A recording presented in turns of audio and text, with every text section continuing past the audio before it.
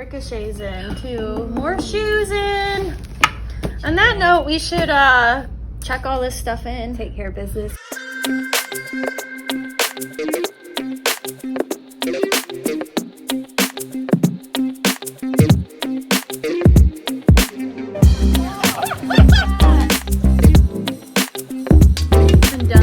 One and done. One and done.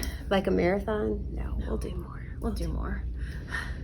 But doesn't it feel like it was 800 years ago? It does. March, I was just saying like June. Like June's almost over. Mm-hmm. It's crazy.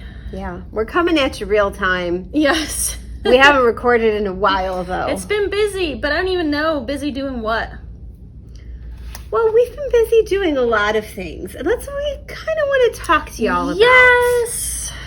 I keep wanting to say nothing gold can stay. Has anyone seen The Outsiders? Many, many times.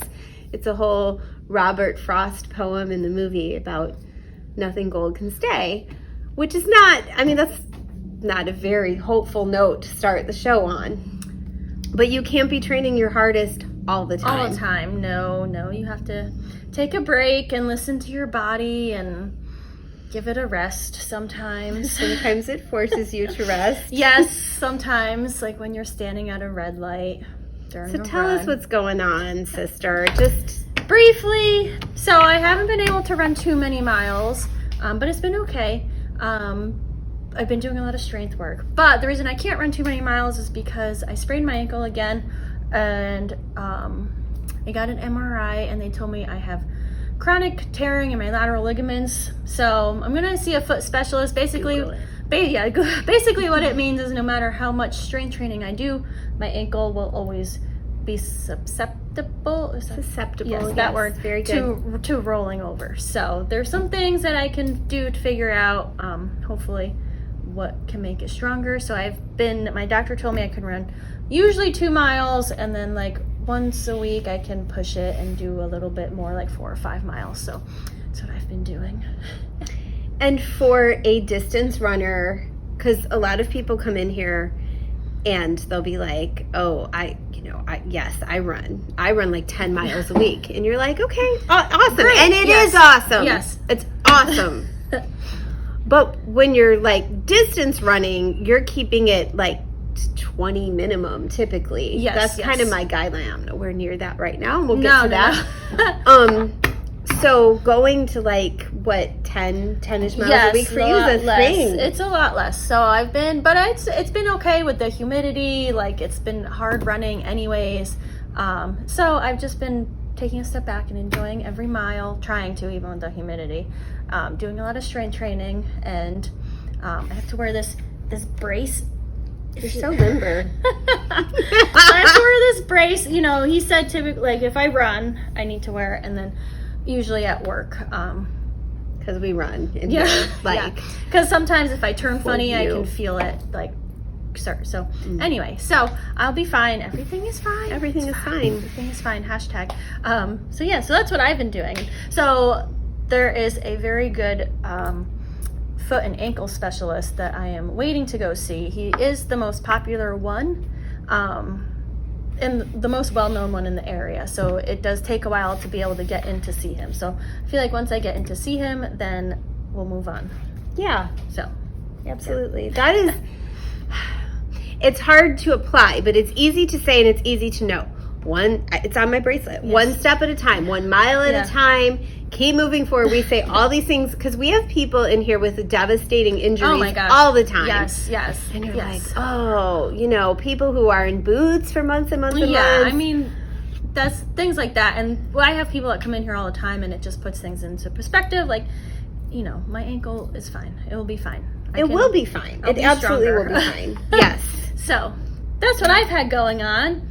It's a good reminder, and obviously I'd rather you not be giving us this real life application right now, which would be perfect. But last year, the same sort of season, it's like, I don't know if it's the same way in all areas of the country because I've only ever run here, but we have summer 5Ks like up the wazoo. Yeah. Like there's a 5K almost every week, sometimes more than one, and we will post these here for you so you can see. And they're fun. But then toward the end of summer, you start training for your halves and your full. Yeah. So I feel like from August through March, I am running my booty off. Run. And then when that stops, I'm like, all right, especially this year because we have the 2021 challenge. You know, I had a minimum goal for every month, and I'm just not near that right now. No, I've stopped. I just don't. I just run my miles, and I don't even look at that right now. Back to the JFR. Yes, yeah, because I know that I'm a little behind, but it's, you know, it is what it is. Yeah. I'm still kind of coasting off the surplus of January and February, but it's about run out. Yeah.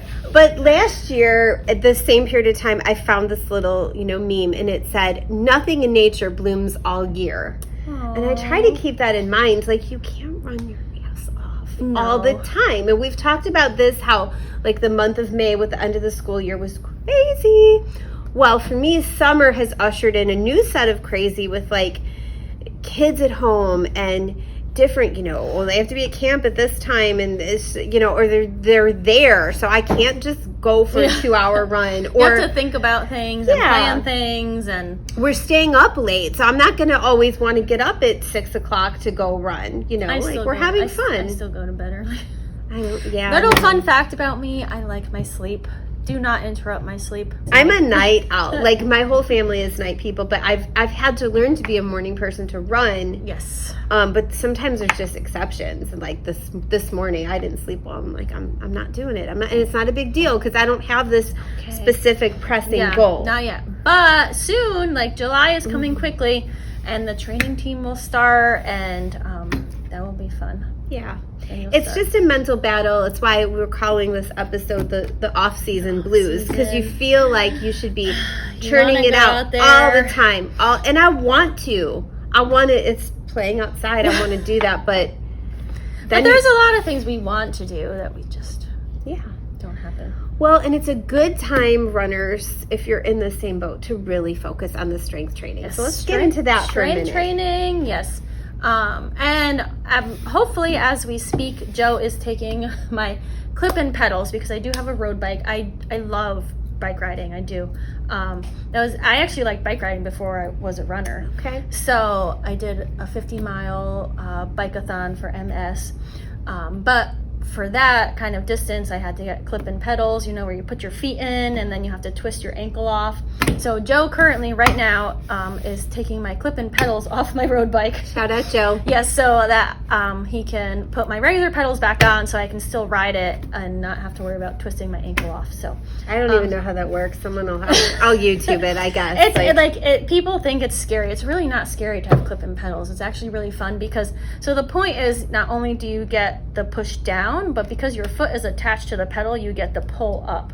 So it's a constant motion. So typically you can go, I mean, I'm not fast on my bike, but typically when you have your feet clipped in, you can go faster. Okay. Because you have that constant power. It's not like where your foot's coming up and it's just sliding all around. So it is really fun. But in order to get your foot off, you have to unclip, which requires you to twist your ankle. Yeah, you don't need to do that. And like right now, I just worry about like my response time. Like if I had to do it quickly, it might not be good. And so the bad thing is too, if your feet are still clipped in and you stop and then you just tip over, and then the bike is between your, it's just no. I'm very klutzy. We can talk about that with my strength training because the whole gym ordeal the other night.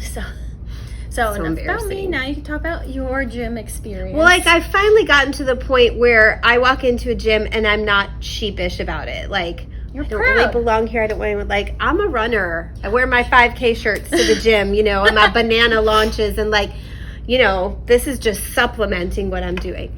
Well, okay, great. And I've been going regularly for a couple of months, like once or twice a week. Because it's still not nearly as fun to me as running, but I know I need to. But this week I decided I really need to be intentional. Like it's kind of my thing for right now in the off season. Let's make every workout count. No trash miles, which we technically don't believe in trash miles, but the other day I had a run and I'm like, I understand what they mean by that. Like this felt pointless. But I think that was one day where it was like the humidity was just ridiculous. It was Monday morning. It was humidity. It was a monster. I almost said something else, but I did not. We don't want to push the envelope. No. So I decided, really going to work on core and really going to work on upper body. Well, at Planet Fitness, they have the 12-minute ab room, and I've gone in there before, and there's just some machines I couldn't figure out, and I'm like, forget it, Well, I needed to figure them out, so... And kudos for you for taking that step. I know it was probably scary. Yeah, listen, and we're transparent on here. Like, I ended my 30s being pregnant 3 times in 2 years. Like, bless you. Obviously not all that was planned. I hope I don't end my 30s. But all of those resulted in a surgery. My 2 previous kids were C-sections. So, I mean, there are parts of my abdomen that are numb. Like, there's just dead nerves and stuff, and that's... Yeah, it's really below the belly button, but you're close. And that's also where I carry my weight. So, I want to take off things that are hindering my running performance. So, want to work out in the ab room. So I ask Michael, shout out to Michael at Merle's Inlet Planet Fitness. I'm like, there's a couple machines in there. I just need you to show me. I'm not sure I'm doing them right. So he shows me. And he leaves, and thankfully I'm alone in the room, and I'm like, crap. I was doing them right, y'all. I just have no core strength. None. 0. Nothing. So I'm starting from 0, and it's okay, because at least I know where I am. Point. Yes. Well, we all have those moments. But you're doing some other workouts. You're not. Yeah, so I'm not going to a gym for my strength. I just do it in my living room, which is good, because... I tend to be klutzy too, especially with my ankle. I have no balance whatsoever on my ankle. So one day it's this YouTuber, her name is Sydney Cummings. If you're looking for a great free workout, and every single day she posts a different workout, 5 a.m. But I was going to put a glute band on one day in my living room and pretty much just toppled over and fell onto my coffee table. Is it glass? No. Thank God, no. But I know better. I know myself. I know I'm a klutz. So I do push everything out of the way. And you do that. Push everything. I make sure. Well, I'm actually still sore from that workout. So that's what I've been doing. But like you, we all have our moments where you just laugh at yourself. I almost went back because we have a Nest camera, so we can watch my dog when we're not home. We can watch her lay in the recliner. So I almost went back on the camera just to watch myself fall over. That would be some footage that I would... I should have saved it, but I would like to see that footage. I was like, oh my God, thank God nobody else is there. It's just me in my living room. So it's fine. I have some at-home workouts that I like too, and it's Carrie Adams. She does Running Moms. I just find it's harder for me to focus. They're good, like HIIT workouts and core workouts, and it's good in a pinch or when I thought I was going to run, but it's storming. I just have such a hard time focusing at home, so that takes good discipline. It does take a lot, but I like it because I can do if say the workout is 30 minutes, I'll do the strength workout and then I'll go run my 2 miles that I'm allowed to run. So it kind of works out. Yeah. So focus always helps, whether it's running, whether it's strength training, whether it's life, job performance, whatever. The more focused you can be, the more productive you're going to be. Well, the other thing too is since this show is called Rungry, we know that we love food. So we love food. So, it's all balance of being able to run and do your strength workout and also eat bread. And ice cream. And cheese. Cheese platters. It's a plate of cheese. Charcuterie, if you will. But no meat for Diane. Not that kind of meat. That's gross. Really? Like prosciutto? You're Italian. You don't like prosciutto? I don't even understand I'm the that. worst Italian Salami? Ever. My grandparents, I was not. It's like chunky. It is not. Anyway. It's very flat. It's stringy sometimes, I guess, the prosciutto. Enough talking about It's meat. making me hungry. We have 2 more hours till dinner. Yes, we are as going. we record. Right now, you might be eating lunch right now. What are you eating? But so we're going out for ladies appetizer little thing tonight, happy hour, whatever. It's taken us over a year. Yeah, so we're finally doing it, and so we're excited. And we've already studied the menu. Yeah. We know what we're getting somewhat. I'm about to eat my hand. We can just take- thinking about it. We can take some pictures. We can take some Post pictures. it. Perhaps you're looking at them right now. Yes. Right now. So maybe we'll see you around the Market Common. We just want to encourage you. Like, you might find yourself too in a crazy schedule or an injury or a chronic cough, because that knocked me out for part of May and June. Like, we all have things that come up. Most of us are not professional athletes. We're not getting paid to do this. My dad used to always say, when the Cubs lost or the Bears lost or the Bulls lost or the Blackhawks lost, I still got to get up and go to work tomorrow. This is just something that enhances our life. It's not our whole life. And you have to make sure it doesn't consume your whole life, even though sometimes. Side note, if you have not gotten a chance to watch the track and field Olympic trials, you should watch it. Even watch, like, if you go on YouTube, they will have highlights. They're just so amazing. And it puts things into perspective. So the men were running a 10K, well, 10,000 meters. Thank you. And they were but they were doing Yeah. the announcers were like, and they should finish this in 27 minutes. Holy crap! And Joe was like, isn't that what you do a 5K in? I was like, Someday. but it's just so amazing. Wow. And then for the ladies, 5,000 meters or 5K, that day that they were running, it was like a heat index of like 100 and something. Ooh. And they did it look like they was phasing them at all? They finished the 5K in about 15 minutes in 100 degrees. So it just puts things like, you know, when I complain, I'm like, okay, well, I guess I can't complain. We're actually very lucky because we get to do this for fun, for Yes, stress for- relief, yes. for health. Like, so just try to go with the flow. Don't always be Moral the of the high story. octane. Go with the flow. Go with the flow. Watch the Olympic trials just to watch it because it's entertaining. Enjoy your life. Enjoy your runs. And Enjoy everything. eradicate the off-season blues. We will try. We'll follow up with you next week and let you know Let how you it's know going. how we go. You know how we go. All right, come see us, you guys. Bye. Bye.